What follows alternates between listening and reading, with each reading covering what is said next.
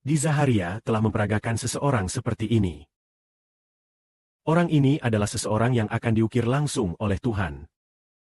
Kita ingat ada sebuah pepatah yang mengatakan, batu giok tanpa ukiran tak akan menjadi alat yang berguna.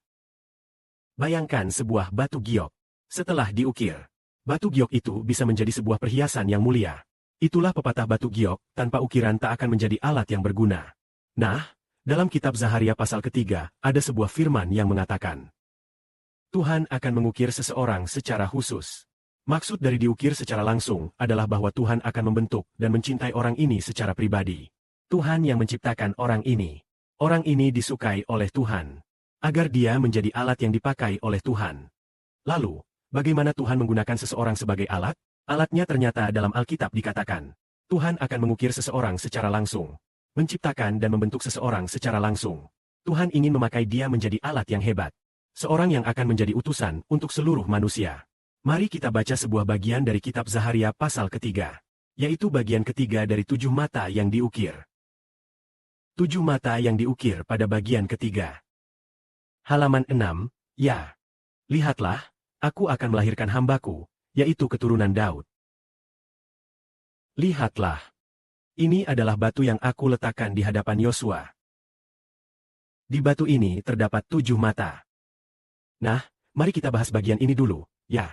Di sini berkata, lihatlah aku akan melahirkan hambaku, yaitu keturunan Daud yang lahir. Jadi, siapa sebenarnya keturunan Daud itu? Kita sering mengatakan keturunan Daud adalah Tuhan Kristus. Tetapi Tuhan sudah bersama dengan Bapa menciptakan segala sesuatu. Jadi, keturunan Daud di sini bukanlah Tuhan sendiri, melainkan anak Tuhan. Di Perjanjian Baru, Daud adalah Tuhan Kristus. Nah, keturunan Daud di sini adalah saudara Zifet. Jadi dikatakan bahwa seseorang akan lahir. Orang ini adalah saudara yang berhati tulus. Lihatlah, ini adalah batu yang aku letakkan di hadapan Yosua. Di batu tersebut terdapat 7 mata.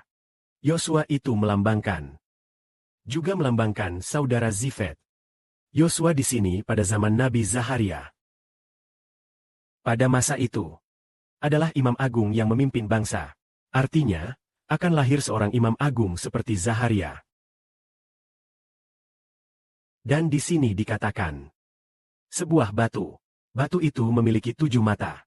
Batu itu juga melambangkan seseorang, yakni saudara Zifet. Di sini dikatakan memiliki 7 mata yang berarti orang ini memiliki 7 penglihatan Allah. 7 mata adalah penglihatan. Dalam kitab Nabi Yesaya juga diprediksi orang ini memiliki 7 mata. Yaitu, roh hikmat dan pengertian, roh kecerdasan dan kekuatan, roh takut akan Tuhan yang dalam. Itulah 7 penglihatan yang telah dinubuatkan Allah. Mari kita lihat orang ini sebenarnya seperti apa. Di sini dikatakan lihatlah, aku akan mengukir batu ini secara langsung. Dan dalam 1 hari, menghapus dosa negeri ini, kata pemimpin semesta, Tuhan semesta alam. Di sini dikatakan Tuhan akan mengukir batu ini secara langsung. Artinya Tuhan secara pribadi akan membentuk dan menciptakan orang ini. Alkitab memprediksi. Dalam kitab Nabi Yesaya, dikatakan, Kau adalah hambaku, Israel, aku akan memuliakan melalui dirimu. Selanjutnya, Alkitab juga memprediksi berkata, sejak di dalam rahim, sejak dalam kandungan, Tuhan sudah memilih orang ini sebagai hambanya. Sejak dalam kandungan, Tuhan sudah membentuk anak ini. Dan anak ini kelak akan menjadi hamba Tuhan.